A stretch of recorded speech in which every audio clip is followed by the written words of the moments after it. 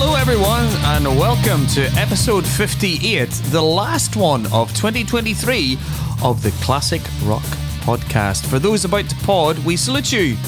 On this last episode of the year, we have latest news, we have some new rock on the block for you, and we have a review of 2023 where we look back at events, songs, albums, gigs that Matt and I have been to. But here he is. You know about the elf on the shelf? This is Matt with the diamond head hat. Hello, Mr. Rogers. Merry Christmas to you. You have a good break? And a Merry Christmas to you, Brian. Yes, had a very well. Christmas is not quite over yet, but yeah, so far so good. How about you? Did you have a nice Christmas day? I had a nice lovely presents? Christmas too. Yes, lots of Christmas. Yes, I'm back in Ireland, drinking lots of Guinness, and my mum's making me lots of cups of tea. Oh, lovely. Yeah, I can see you're in a different location. You threw me there because you normally got that picture of Princess Diana behind you, haven't you? In your in your home office. It's Kenny Dalglish. Anyway, happy Christmas and a Merry New Year. HNY. We can start saying HNY soon. That'd be nice. Do we have to? We have to do that HNY thing. Yes, I'm afraid we do. Right. So, a few things have happened since we last spoke. So Kiss finally, have played their last ever gig. Well, as a human entity, as it were. But they played their last gig in New York City on the 2nd of December, which I suppose is quite appropriate because they formed in New York. I think we touched on that last time in the context of the letter K. No A to Z of rock this time, by the way, boys and girls, because obviously we're doing the review of the year. But yeah, the last gig in NYC at the Garden, and apparently it went down very well, as you can imagine. But during the course of that show, they unveiled the new era of Kiss as avatars, in the same vein as ABBA have become avatars. What do you think about that? What do you make of bands kind of carrying on as avatars, Brian? I wish Kiss had taken a little bit of a break. If I'm, they do the last gig and then it's like, coming up next week at a cinema near you, or here's the virtual Kiss. At least with ABBA, ABBA's last gig was what, 1977, and they split up in 1983. There's a fair amount of waiting before ABBA, did their Avatar thing. I'm not a fan, Matt. I have to say, live music is live, but I have to say, of anybody who's ever been to the ABBA Voyage show, which is in London at the moment, everybody's thought it was brilliant. But so who am I to, if that's how the next generation of rock fans can get to see a band like Kiss, who will never tour again, fair play. I just hope they don't, I hope they're not going to be charging like, £100, $100 to go and see an Avatar and just see it as a money-making exercise. That's my only fear about these things. You? Yeah, well, I tend to agree. And I also agree with Ace Frehley. Is it Frehley or Freely? Frehley. Frehley. I've been saying it wrong all my life. I tend to agree with Ace Frehley.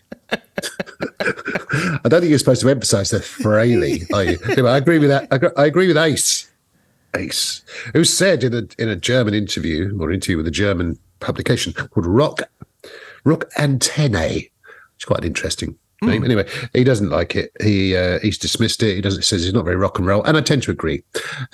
I was under the impression that Kiss were going to continue as a kind of a brand, as a sort of franchise, in that they get four new guys in, or girls, but four new people in, and continue with someone else dressed as the Demon and someone else dressed as the Star Child and so on. But anyway, I have to say I was slightly disappointed that there was a little part of me that was thinking, last ever show, it would have been nice if they could have let bygones be bygones, and Ace and Peter Criss come out and maybe do a couple of songs, or even change the set. They did nothing different between the tour that went around Europe, that I was lucky enough to see Kiss on this last tour, but they did nothing different, Matt. Yeah. And I would have thought for the last ever show, ever, New York City, they're a seminal New York band, they did nothing different. So, yeah. No, I'm with you. Anyway, moving on. In other news, now you're going to enjoy this. So this is the latest in a long line of those sort of star musicians that have got together to form, what's that thing called, Brian, when everyone gets together and Super grip. That's it. Super. Thank you. Thank you. Now, new band called Whom Gods Destroy. Interesting name. Anyway, this is the brainchild of Derek Sherinian, keyboard player with, amongst others, Dream Theater and Black Country Communion. Ron Bumblefoot Thal. It's difficult to say. It's quite a tongue twister, that one. And the guy you think is one of the greatest vocalists ever, Dino Jalusic. I've got together with Yash Nomura and Bruno Valverde to form Whom Gods Destroy. I don't know whether we need another supergroup, right? But I suppose Sons of Apollo have apparently finished. So, one in, one out, I guess. Got a new album coming out next year called Insanium, out in March. It's prog metal, apparently. So, is that a new genre? That's a new genre, prog metal. Yes, indeed. Sunday morning, proggy prog metal. Can't even say it. What's wrong with me today? I'm breaking these teeth in. I think they're quite new. Yes, Sunday morning proggy prog metal featuring Whom Gods Destroy. You must be excited about that, bro. You love a supergroup, don't you? I love a supergroup. They're probably with Frontiers as well, aren't they? I don't know who they're with, but you haven't mentioned them for a while. You must be. What's wrong with you? You're slipping. I am slipping. Do you know what? If I were a betting man, I would say that they're not on Frontier Records and they're probably on Inside Out Music. Oh, yeah, you've done your homework, haven't you? I can tell. It'll be, Matt. You're absolutely right. I've heard a few snippets on TikTok and Instagram, because that's what, obviously you and I are old school. We're Facebook and Twitter. But they have got an Instagram account, by the way. Did you know that? Yeah, probably that's one you probably use more than me. But the kids. The kids. How they doing? Did you see them over Christmas? The kids? I didn't see the kids over Christmas. Me neither. No, I got a present from them. We did. We did. Yeah, it's nice. So it'll be heavy. Dino likes his heavy, Slipknot-y, Tool. It'll be very, very heavy, and Bumblefoot and Derek Sherinian. And some of their solo stuff, and some of the material on Sons of Apollo was really, really dark. And I just think that this album it will not be Sunday morning prog. It will be Friday night, scare night, complicated prog. Yeah. But I'm looking forward to it. I love Dino. Dino's an amazing singer. Yeah, absolutely. I know you'd be looking forward to it. Anyway, more to come on Whom Gods Destroy. And talking about, that's a new band, but I suppose finally, Bon Scott is getting honoured in a tribute concert in January, which, I know he's got his in the UK. There's the lovely statue up in Kerry Muir for Bon, and they have Bon Fest every year. But it's nice that they're finally in the mainstream going to do a Bon Scott tribute concert, and there's some big hitters that are going to be there at the 2-hour show. Scott Ian from Anthrax, Dave Lombardo, probably the best drummer that's ever played with Metallica, controversial.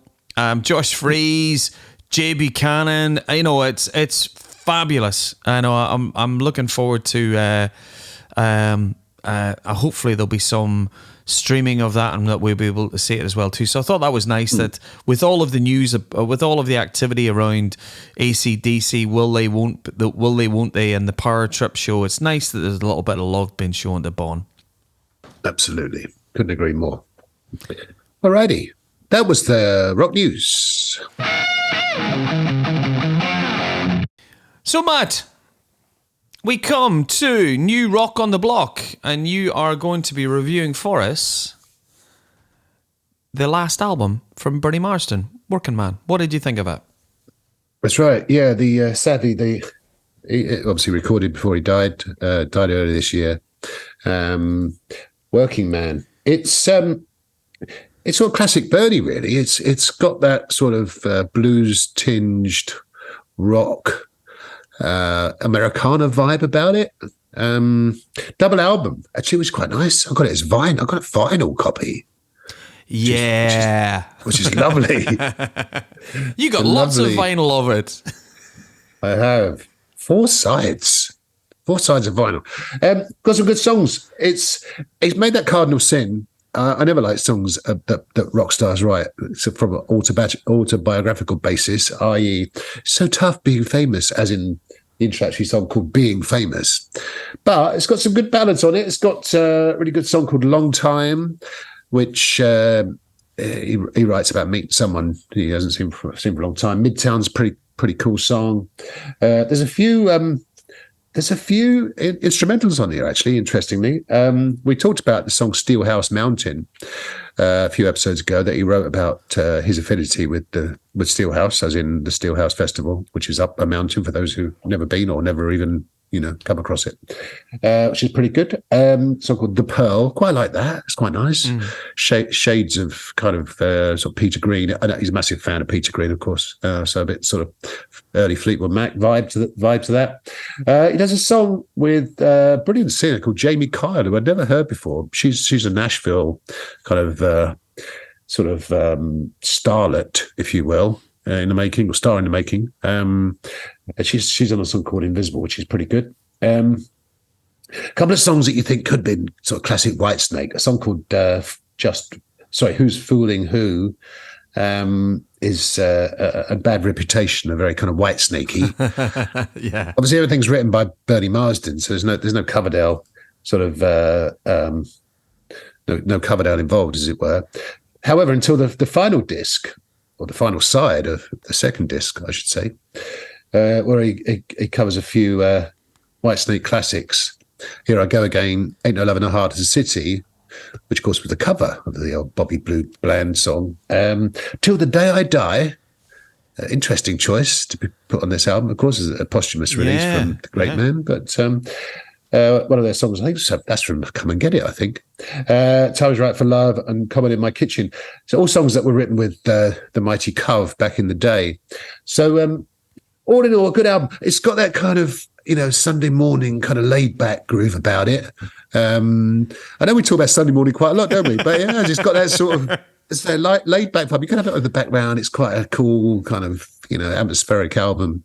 It's playing instrumentally is fantastic. I mean, he was a magnificent guitarist, of course, both acoustically and electrically. I mean, you play the guitar, not very well, as we established many times, but you must appreciate how good his guitar playing is on this album. So I think it's the end of a magnificent career for Bernie Marsden. And the gatefold, it's got a brilliant gatefold sleeve, the double vinyl. It's got pictures from his career going back to Pace Ashton and Lord and Cozy Powell's Hammer and obviously Whitesnake and so on. So it's it's a nice sort of a nice kind of tribute in a way to the great man, a nice epitaph, if you will.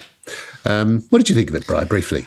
Briefly, for somebody in the last few years, I say briefly because we've got a lot to get through. We have a lot to get through. By the way, you're absolutely. No offense. No, that's okay. Bernie spent the last few years focused on the blues. He did 3 chess album. You know, he did the Kings album, the Chess albums, the Trios album. So he was really rooted in the blues. And this album comes out, and when I listened to it, it's very commercial. It's like commercial blues. We're in Joe Bonamassa territory. It's very, it's not rough. It's smooth. You know, it's Radio 2 friendly. Oh, totally. You know, it's really, as you quite rightly say, it's when he brings in, and he's a very good, Bernie's always been a good singer, but when he brings in Jamie to a song like Invisible, when Bernie's songs are sung by a great singer, it lifts it up a notch. And I think that sums up Bernie's career for me, because when he's been working with amazing singers like the Cove and with Whitesnake, you can see where those songs were. The songwriting talent of Bernie Marsden when he did it with Alaska and when he went solo himself, etc. Great songs, but there was never that great singer that was lifting those songs. So a lot of these songs are great. A brilliant tribute to him. And I could see some of these songs ended up being covered by country artists or members of the Eagles. We're in that sort of sphere. But yeah, a lovely tribute to Bernie. And as you say, this too is peppered with a few of the Whitesnake classics and a few songs from his earlier career. So yeah, a nice tribute to Bernie. Yes, indeed. So that brings us to the second album we're going to review, Bright, which, and I'm going to ask you to review it because you've been listening to it avidly over the last few days. By Andy Taylor. Now, Andy Taylor was the original guitarist in Duran Duran. And since he left Duran Duran, he's moved into production. Prior to that, he was with the Power Station with Robert Palmer, of course. And in recent times, he's produced Thunder. He's worked with Reef and many more. And amazing instrumentalist. And he's brought out this new album called Man's a Wolf to Man. What did you make of it, Brian? Matthew, if this album had come out in January of 2023, I can probably bet that in my Spotify Wrapped that this would have been the most listened to album on my Spotify. Because Man's a Wolf to Man, it's Andy's third solo album, first in something like 30 years.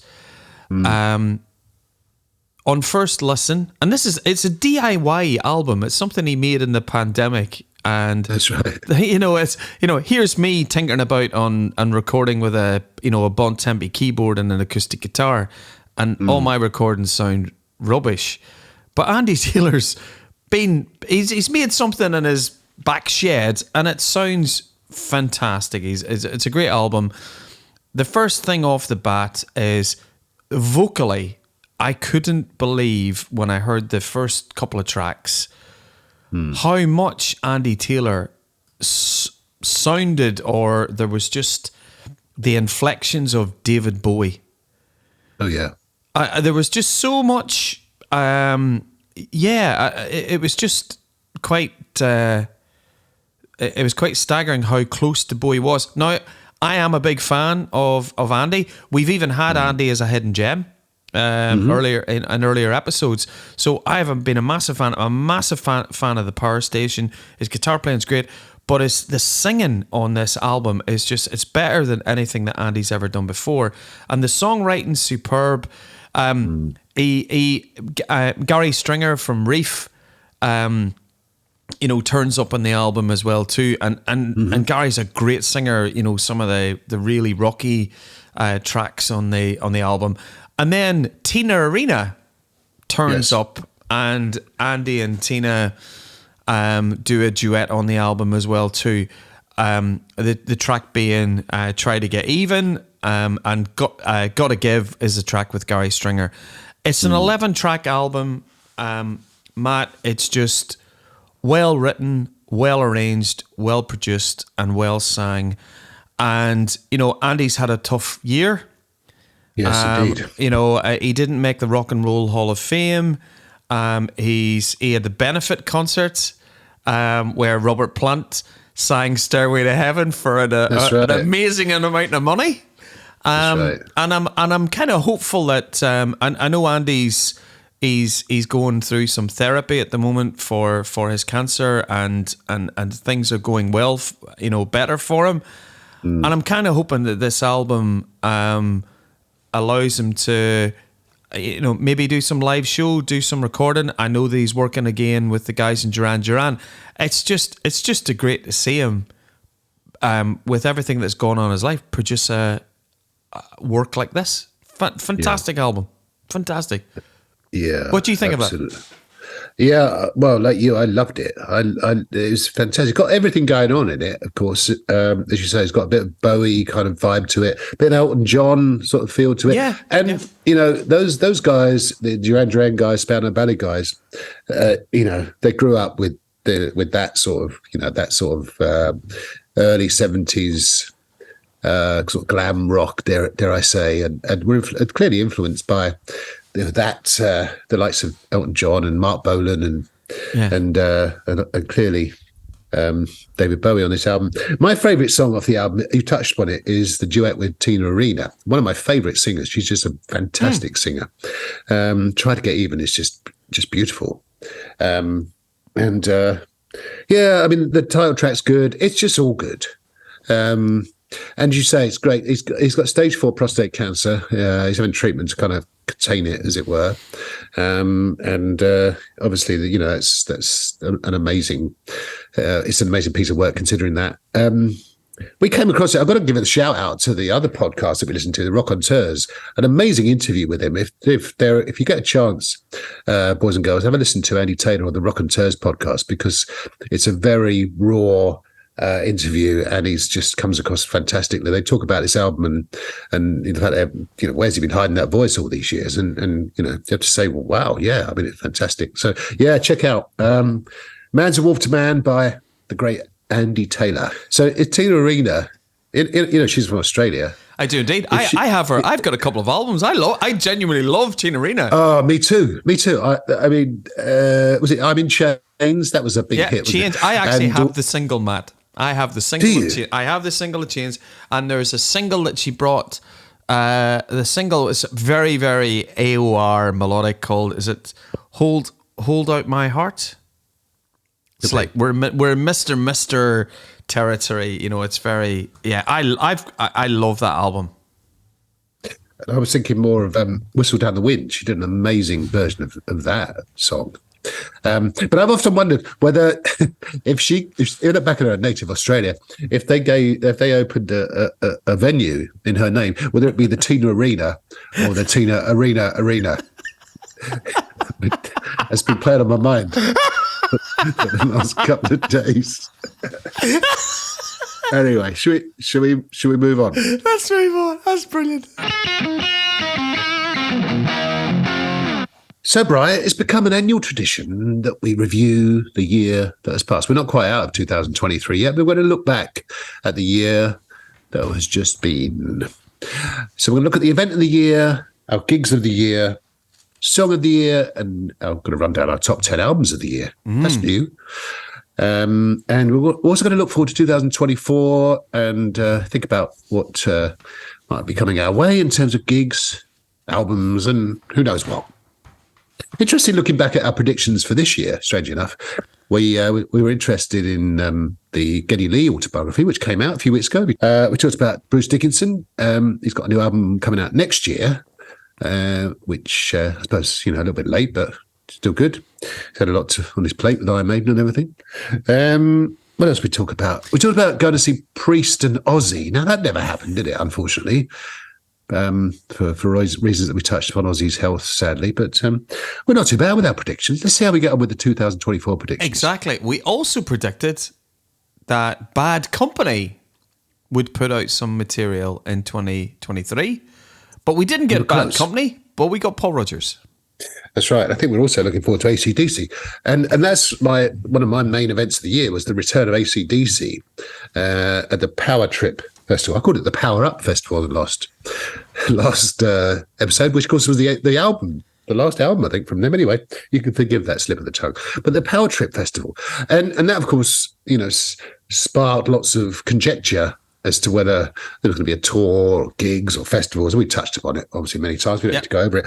And, of course, the mayor of Munich let the cat out of the bag, as it were. But, wow, fantastic. Great to see AC/DC back, of course. And another band that featured quite a lot in 2022 for us, which was one of our events of the year, which was the Foo Fighters. I suppose in some ways an event of the year was finally the unveiling of Josh Freese as the drummer of the Foo Fighters, and they put out, remember, on social media, on YouTube, a video where Tommy Lee, your man from Red Hot Chili Peppers. Yes, your man Chad, and then the Longfellow, what do you call Longfellow from Motley Crue? Tommy Lee, and then Danny Carey from Tool, and they all came into the studio, and then the camera just switches round to Josh Freese and says, "Guys, we're going to play some music," which was the unveiling of Josh Freese as the new drummer for Foos, which I thought was a nice event based on what the Foos went through in 2022. Yeah, absolutely. Typical kind of tongue-in-cheek stuff from Dave Grohl and the boys, of course. On a personal note, I went to see an up-close and personal... Can you still say that? Up-close and personal? Anyway, I went to see an acoustic session by the Rival Sons, courtesy of a friend of ours, Matt. He invited me along to see them at the Planet Rock Studios. That was quite something, seeing Jay Buchanan and Scott Holliday playing literally 10 feet away from me. That was amazing. I mean, on a personal note, that was quite something. On a random note, of course, I bumped into Rob Taylor at the Call of the Wild Festival, and Rob is the owner of Scotland Rocks Radio, one of the owners and folks that run the station, and subsequently we've been on Scotland Rocks Radio since the summer, which is great. Yeah. Thanks for having us, guys. Thank you. On every third Tuesday, of course, which is great. What about you, Brian? Any more big events of the year? Oh, yes. One of the events of the year, we did lots of festivals this year. We'll maybe get into some of that around gigs. But probably one of the events of the year, which shows you the roller coaster emotional ride of a rock career, was the Motley Crue, Def Leppard, and Mammoth WVH package that came to the UK. Mammoth WVH on the back of Wolfie's second album were stupendous. Anybody that follows Mammoth has got to be on their metal and be on top form, because they just slayed everybody. To which Def Leppard didn't do too bad. Def Leppard came out, played the hits, played a few tracks off Diamond Star Halos, and did a very efficient, professional job, Matthew. And we got what we expect from Def Leppard. Then Motley Crue comes on the stage, and that's where the roller coaster starts hitting the skids, where you're getting cover versions and medleys of cover versions, and Tommy Lee and Nikki Sixx spending what felt like 4 hours chatting to the audience and chucking drumsticks and plectrums into the audience and going, "Hey UK, you're amazing," and not playing a lot of music. So that was an event for me for a lot of reasons around how rock bands should do shows and how they shouldn't. Yeah, I tend to agree. So did you have Def Leppard after Mammoth then in Glasgow? Yes, we had. It went. Mammoth opened, Def Leppard were second, and Motley Crue closed it. Oh, so yeah, I guess it was a double headline. Yeah, we had the other way around in London, which is a bit more appropriate. But I quite enjoyed Motley Crue. First time I'd ever seen them, but yeah, they are what they are. They're good fun. Yeah. So those are the events of the year so far. No. Your favourite gigs of the year, Matthew? Yes. Well, went to a few, actually. I went to one a few weeks ago. We didn't mention it at the time because we didn't have time. I went to Planet Rockstock. That was fun, down in Treco Bay in Wales. So a lot of our sort of tried and trusted bands, the Graham Bonnet band and Michael Schenker doing an amazing UFO set, and obviously, Solo Chris set, and closed by your friend Glenn Hughes doing a Deep Purple set, which is pretty good. But I've got to mention some up-and-coming bands or some new bands I saw while I was there. Night Demon, all the way from California. We're a cross between sort of Iron Maiden and Metallica. Check them out, Night Demon. They do a brilliant version of The Sun Goes Down. They also cover, would you believe, Light to the Nation's Bride by Diamond Head. I was talking to the drummer. It's also called Brian, well, my wife and I were talking to him. Nice guy, actually. Very long hair for a drummer. I always think drummers should have short hair because otherwise the sticks would get tangled in it. But anyway, it's very long. He took his shirt off, which is very brave in the middle of winter in Wales, I have to say. But anyway, they were good. Lazuli, French prog band, they were amazing. Mesmerizing. A band from Holland called De Wolf. Talked about them before. They're great. They're brilliant. Three-piece. Yeah. Fantastic. I bought their triple live album when I was there. After a few drinks, of course. Cassidy Paris was great. The Blue Lena, they were good. Kind of bluesy, proggy band. I had a chat with them afterwards. They're pretty cool. And a band called the Hot 1-2, who I shall come on to later on. Okay. But yeah, great festival. Other gigs, briefly, saw Dirty Honey, top 3. Dirty Honey, I saw them earlier this year. I thought it was last year, actually, but it was very early in January of this year. They were pretty good. Made of Stone, the inaugural Made of Stone festival at Maidstone, our spiritual home, Bri, the home of Rambling Man. They twisted things around 90 degrees, so it was a bit off-putting because I was, for half the gig, I was facing the wrong way. But there's the stage. And it's that's down there. About with 2 stages, one at each end, but both at 90 degrees to where it used to be. But my gig of the year was Iron Maiden at the O2 in London. That was absolutely magnificent. Doing songs off of Senjutsu, which is up there with my list of favourite Maiden albums, and songs from Somewhere in Time, of course, brilliant set. And it's a far cry since I saw Iron Maiden in 1981, when I was in row 3, I think, if I recall, and my hair was in row 15. But great, fantastic. Iron Maiden, my gig of the year, the O2, fantastic. How about you, Bright? I just picture you at Made of Stone, Matt, with a map out, going. True. Going. The stage was here last year. The stage was here last time we were here. The stage was where. But we can hear music coming. But where's? Oh, it's right there. It's behind you. Exactly how it happened. You need to come next year. In 2024, it's a good festival.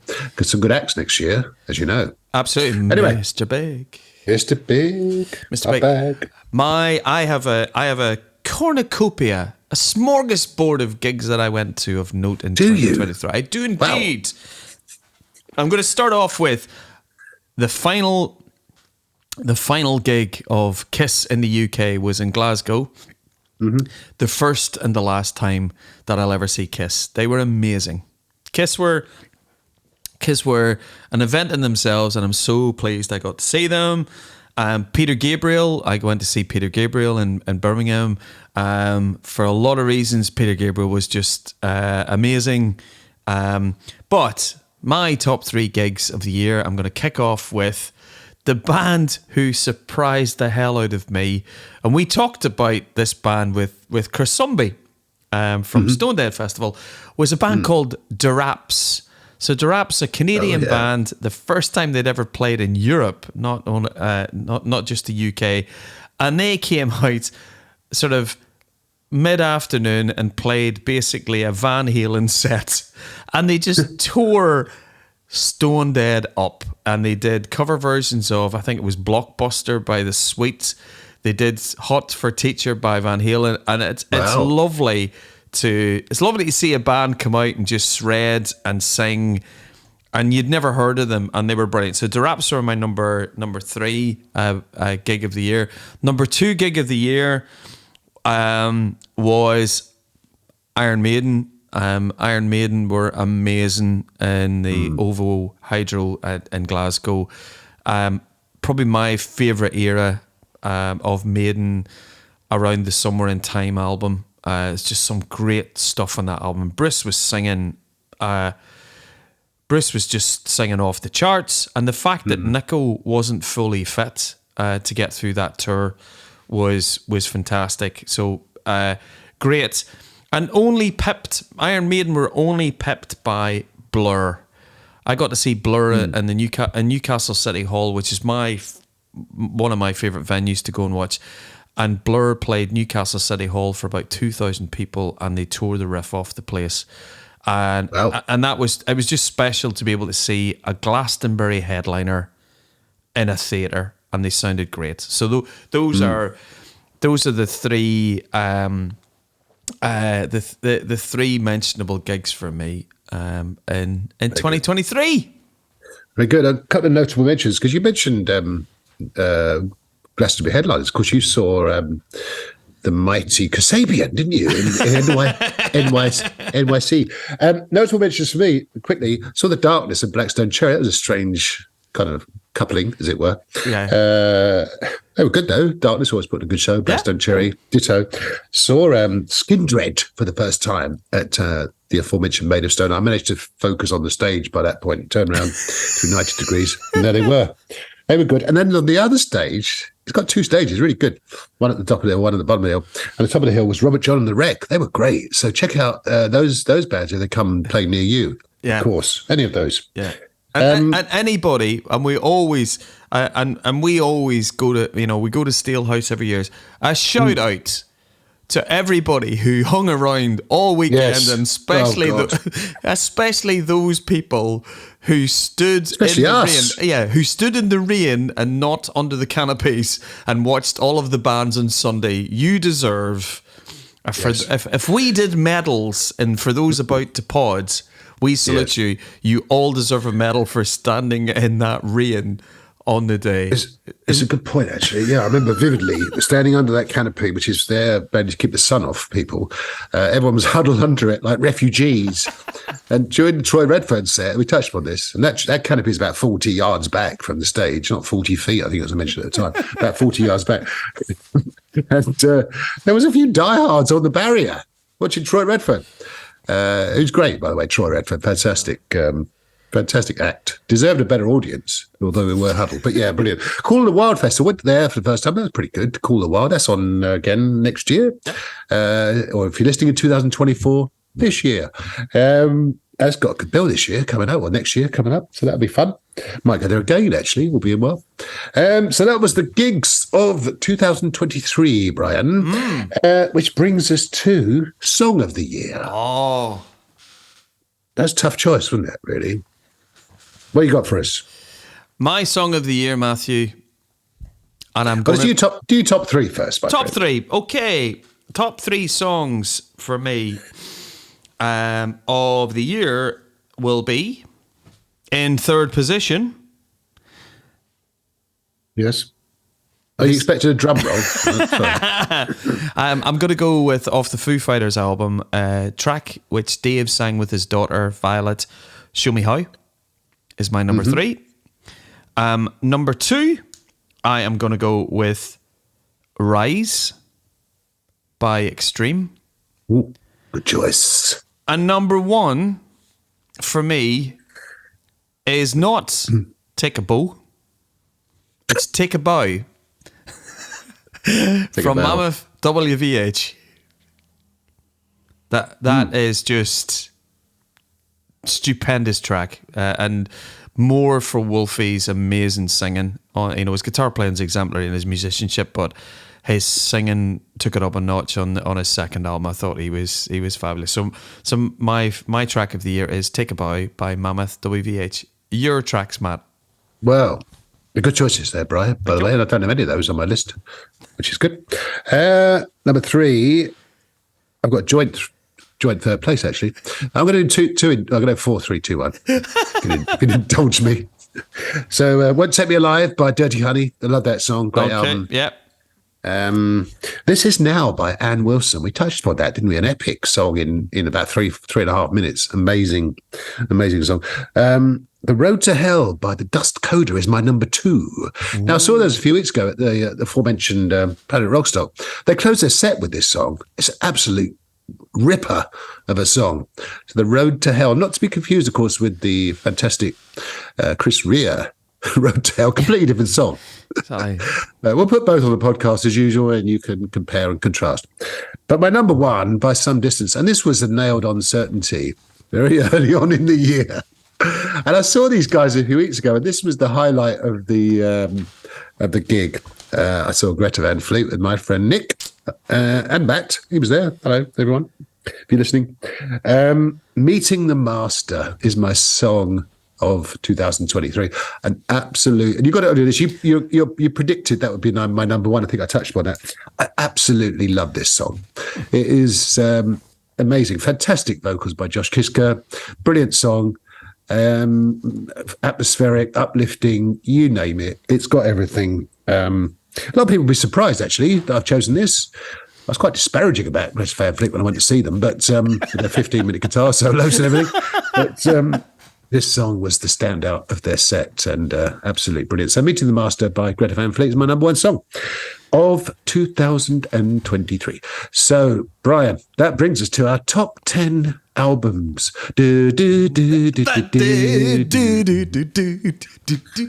All right, pop pickers, not off.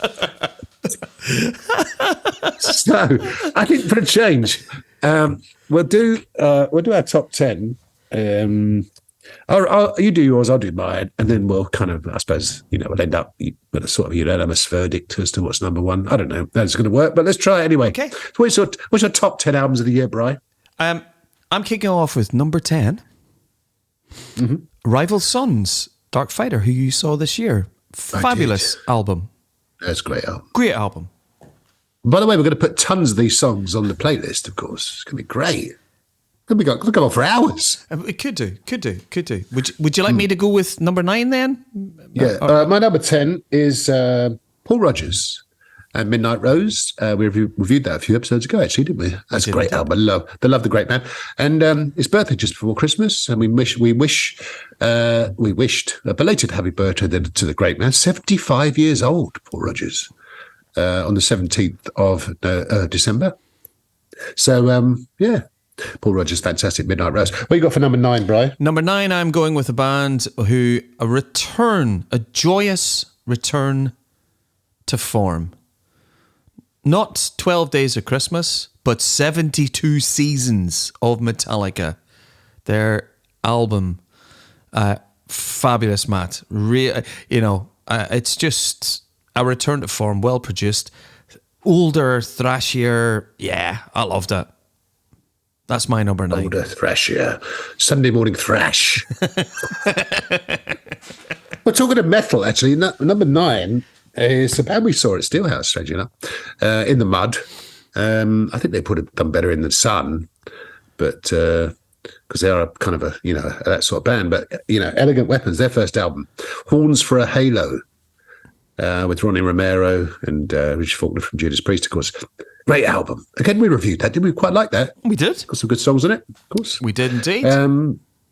That's my number 9. We got it for number 8. Number 8 has already been mentioned in Dispatches, which was one of your songs of the year, which is the track This Is Now, which is off Ann Wilson and Tripsitter's album Another Day. That album is tremendous. There's a track on it which nearly met my shortlist of top songs, Reign of Hell. Fabulous. Ann Wilson is in top form. So, yeah, that's my number 8 album, Matt. What's your number 8? Well, I'm going with a band that we touched upon, Two Piece from Canada, who we came across. We love their album, Fearless by Crown Lands. A bit rushy, but there's nothing wrong with that. Clearly, everyone influenced by the Toronto three-piece. In fact, these guys are from just outside of Toronto, and I was there in the summer. That was one of my events of the year. Fantastic, Toronto, loved it. Loved every minute of it. Didn't bump into these guys, unfortunately. But yeah, Crownland's album, Fearless, absolute classic, good stuff. That's my number 8. Right, number 7, Brian. What you got? Yep. Finally, Matthew, I know this is going to put a big smile on your face. Inhale and Exhale from Those Damn Crows are number 7 for me. A very mature album from the guys. They're just getting better and better and better. So you've ground me down. Only taken 5 years, Brian. Oh, exactly. Since we saw them at opening the aforementioned Rambling Man Festival, of course. Yeah. Come and see them, everyone. They're great. They're the first band on. Really? Who? Those damn what? Oh, right. There's no one else on. Might as well watch them. In a tent. That was when I saw that guy, the other guy who had a King's X t-shirt on, who was standing over to our left. I said, Brian, look, there's a King's X fan. Go and talk to him. Come here, mate. Come and talk to him. I may or may not have had a couple of drinks at that stage. Where were we? 7. Greta Van Fleet, Starcatcher for me. It's good. Is it called Starcatcher? Yes. Great album. Not so good live, but good album all the same. Number 6, Brian, what you got? I've gone with Crownlands, who you spoke about earlier. I've gone with their album Fearless, which is just rush-tastic. Indeed. 6th place for me is the Dust Coda with Loco Paradise. Again, good album. A good sort of step forward for them as a band. I bumped into Adam Mackey of Dust Coda. He's a very intense person, Adam. Met him a few times, actually. Nice guy. But their album's pretty good, and they played a few songs of it. I think that's taken them to the next level. The Dust Coda. Loco Paradise. Featuring the aforementioned Road to Hell, of course. Absolutely. One of my songs of the year. Yeah. 5? Extreme. In at 5, Extreme with their album 6. Say no more. Yeah, we enjoyed that. It's got some great shredding by... Fabulous. Great man, Nuno. I saw them before Christmas. They were fantastic. Yeah. Sort of in London. Brilliant stuff. Where were we? 5 for you. Oh, yeah. 5.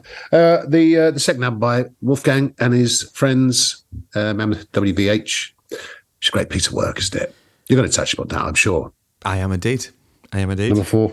Number 4 for me, I'm going with the album that we reviewed earlier on the show. I'm going with Andy Taylor's Man's a Wolf to Man. That's my number 4th album. It's fabulous.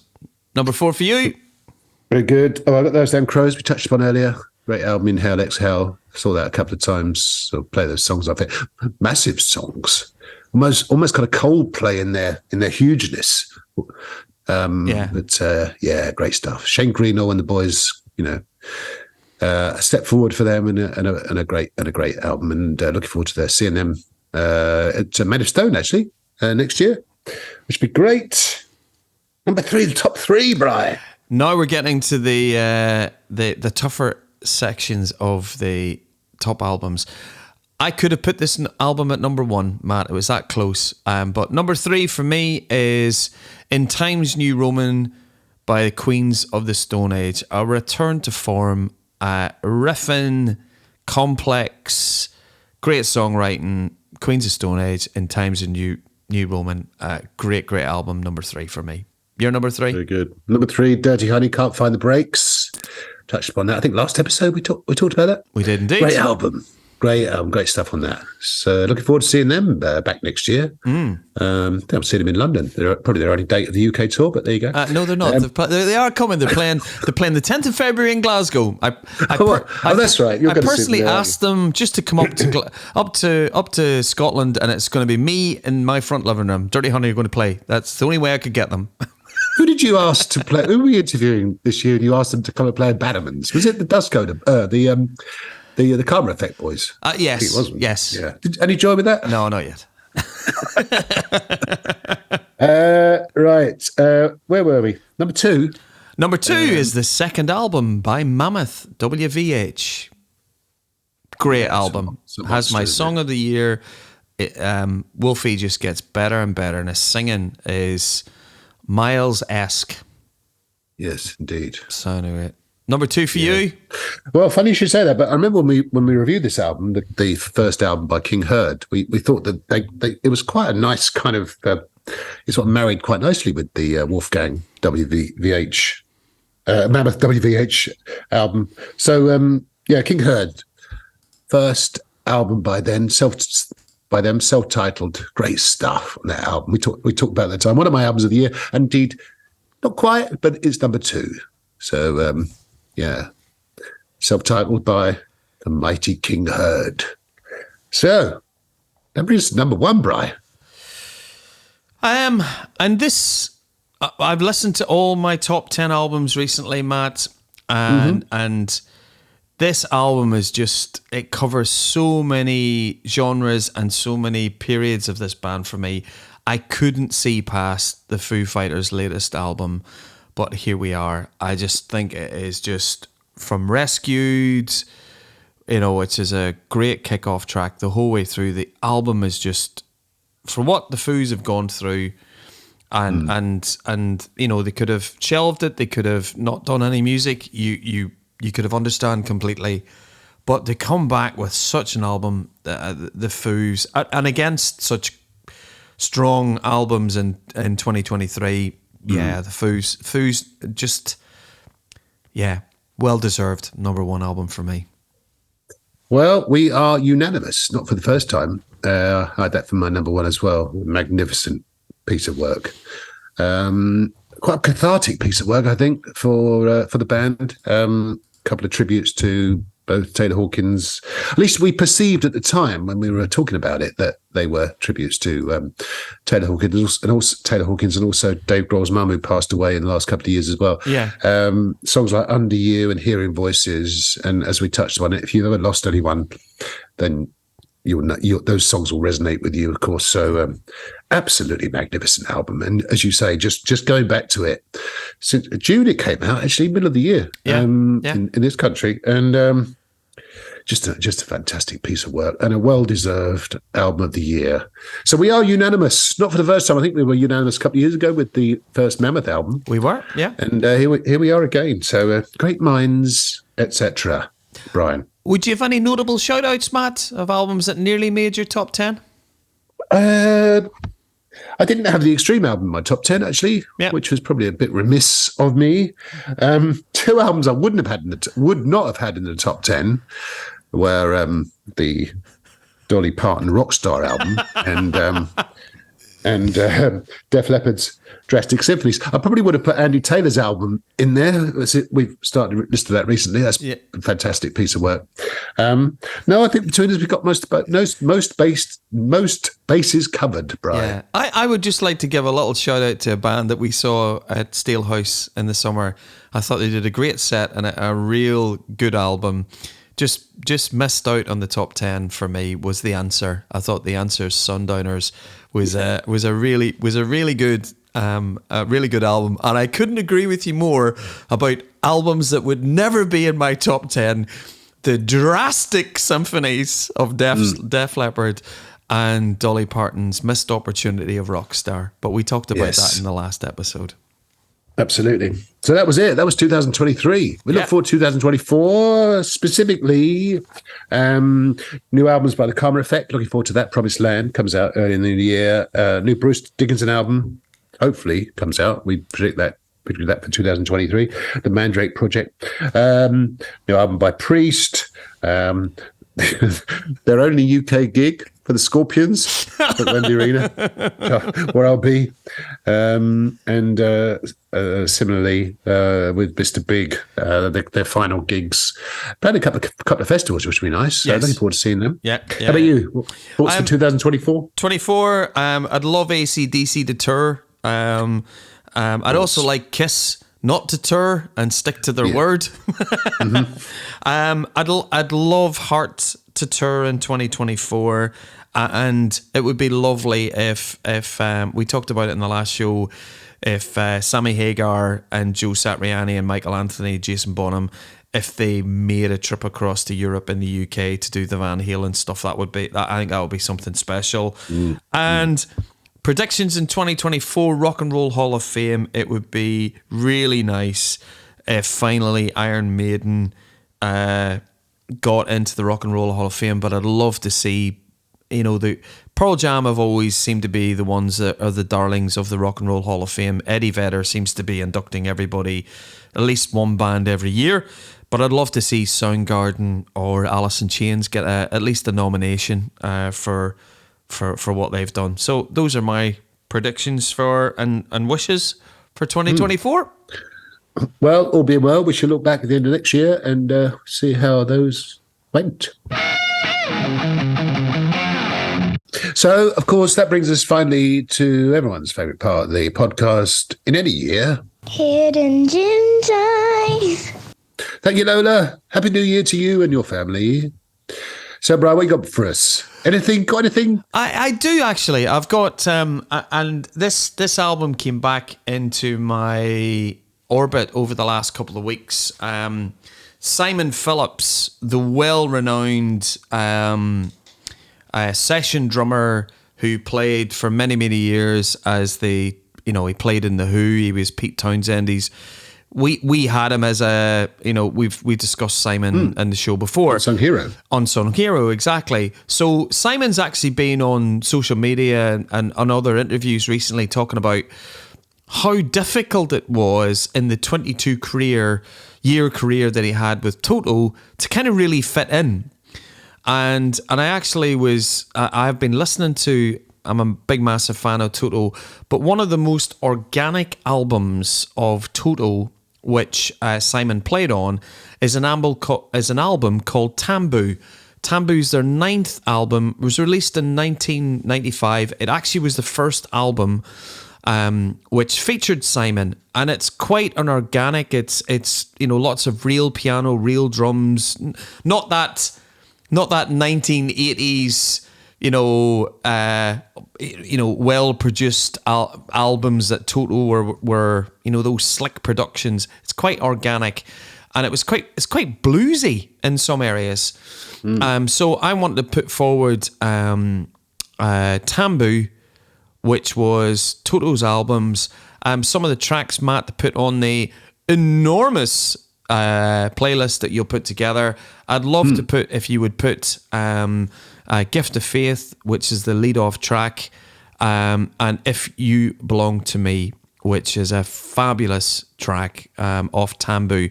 Much forgotten album, but when you go back through Toto's catalogue, it's an album that should be up there along with Toto 4 and their debut album. So Tambu from Toto. And you, Matthew. Very good. Well, I touched upon this band earlier. I saw them for the first time at the Planet Rock event, Planet Rockstock, and I was absolutely blown away by this band. The Hot 1-2, who I think are going to be huge. 5-piece, come from Cambridge, East Anglia, where I'm from, which is nice. So there's no bias, of course, Brian, as you can imagine. Not at all. But a fantastic band. Tons of energy. Really enjoyed what they were doing. And their debut album came out this year, actually, 2023. It's called Superbia. And it's absolutely brilliant. Loved it. What a debut. And might put the whole thing on the playlist, actually. For a change. No, I'm gonna pick out some songs. The Fray is great. Is It Hot? That's a great song. Feeling Good, Demon Days, and so on. Classic rock titles, but brilliant. Great musicians, only young, but fantastic. Great stuff. And as I say, they're going to be big. They're actually opening the Stone Dead Festival. They won the poll of up-and-coming bands. Yeah, so if you're going Friday night to the Stone Dead Festival later on in 2024, you will see them, and they are well worth checking out. So the Hot 1-2, Superbia, is my hidden gem for this episode, Brian. Excellent. And that's it. Done. Dusted. In the bag. 2023 done. Should we do it some more podcasts in 2024? What do you think? Absolutely. I've booked the studio time already for 2024. Have you? You mean your room with Princess Diana picture on the wall? Yes, of course. Okay. The Kenny Dalglish picture, of course. My Kenny Dalglish picture. You never got a Live and Dangerous picture behind you, of course, from the giant box set. We didn't do reissues, did we? But the humongous box set that came out this year. You can talk to us about that some other time when we've got a few hours to kill, Brian. But for now, thank you. Listen to us on Scotland Rocks Radio, the aforementioned, every third Tuesday, which is great. And please subscribe on Spotify and Apple Podcasts. We're also going to be on YouTube soon, aren't we, Brian? We are on YouTube, Matthew. Are we? We are. Oh all 57 previous episodes are on YouTube. So if you would prefer to listen to us on YouTube, we are there now. Just put, for those about to pod, we salute you in your search engine in YouTube, and you will find us. So by the way, shout out to my friend Fred, who recently discovered us and listened to 30 episodes, one after another. Good on him. Good on you, Fred. I would say, where would you start? Like the classic fantasy festival episode, which is about episode 7 or 8. Absolutely, I think start there. Yes. Episode 1's pretty good. But I think 7 or 8 is the classic festival, the festival episode, Matt Stock and Bryfest. Start there and move on. Come up to date. Yeah. But and once we get to 1,000 subscribers on YouTube, Matt, then a million? 1,000. If we get to 1,000, then we're able to earn pennies and pence from our shows.